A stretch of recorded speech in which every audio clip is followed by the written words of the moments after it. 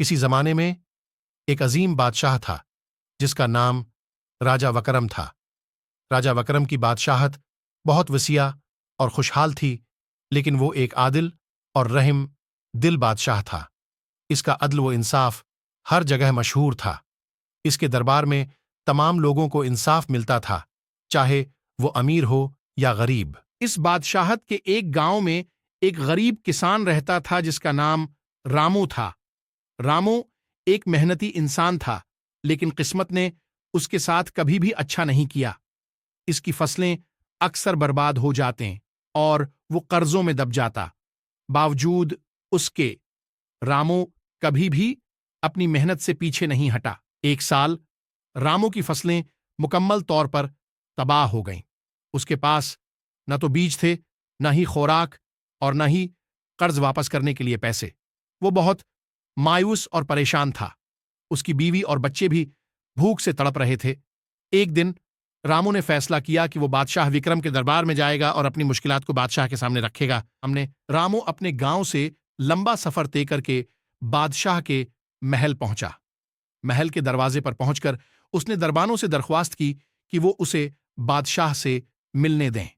दरबानों ने उसे अंदर जाने दिया और वो बादशाह विक्रम के सामने पेश हुआ। बादशाह ने रामू की हालत देखी और पूछा, ऐ किसान, तुम यहां क्यों आए हो? रामू ने अपने आंसू पूंछते हुए कहा, बादशाह सलामत, मेरी फसलें बर्बाद हो गई हैं। मेरे पास खाने को कुछ नहीं और मैं कर्जों में दब चुका हूं। मेरी मदद करें, वरना मेरा खानदान भूख से मर जाएगा। बादशाह वकरम ने रामू की बातें सुनकर फौरन अपने वजीरों को हुक्म दिया कि रामू की मदद की जाए। उन्होंने रामू को कुछ रकम दी ताकि वो अपने कर्जे वापस कर सके और साथ ही कुछ बीज और खाद भी दी ताकि वो अपनी फसलें दोबारा उगा सके। बादशाह ने कहा, रामू, ये मदद तुम्हारे लिए है, लेकिन मैं चाहता हूं कि तुम मेहनत करो और अपनी फसलें अच्छी तरह से उगाओ। अगर कभी दोबारा मुश्किल में पड़ो तो बेझिझक हमारे पास आना। कुछ उर्से बाद रामू ने अपने गांव के दीगर किसानों की भी मदद शुरू की। उसने उनको भी फसलें उगाने के नए तरीके सिखाए और उनकी मदद की। उसके गांव में खुशहाली आने लगी। रामू ने बादशाह विक्रम को एक खत लिखा जिसमें उसने बादशाह का शुक्रिया अदा किया और अपने गांव की हालत के बारे में बताया। बादशाह ने रामू को दोबारा दरबार में बुलाया और उसकी तारीफ की। बादशाह ने रामू को अपने मुशीर के तौर पर मुकर्रर कर लिया। रामू ने ताकि वो नए अहदे का किसानों की भी उठाया मदद कर सके और बादशाहत के मुख्तलिफ गांव में किसानों की मदद की।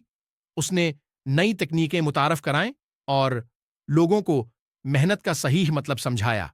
बादशाह विक्रम और रामू की मुश्तरका कोशिशों से पूरी बादशाहत में खुशहाली और तरक्की का दौर शुरू हो गया। उस कहानी से यह सबक मिलता है कि मेहनत और ईमानदारी से किसी भी मुश्किल का सामना किया जा सकता है।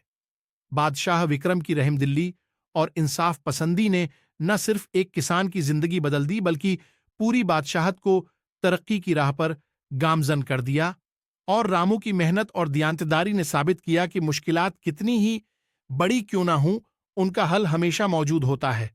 वीडियो अच्छी लगे तो लाइक और सब्सक्राइब करें। शुक्रिया।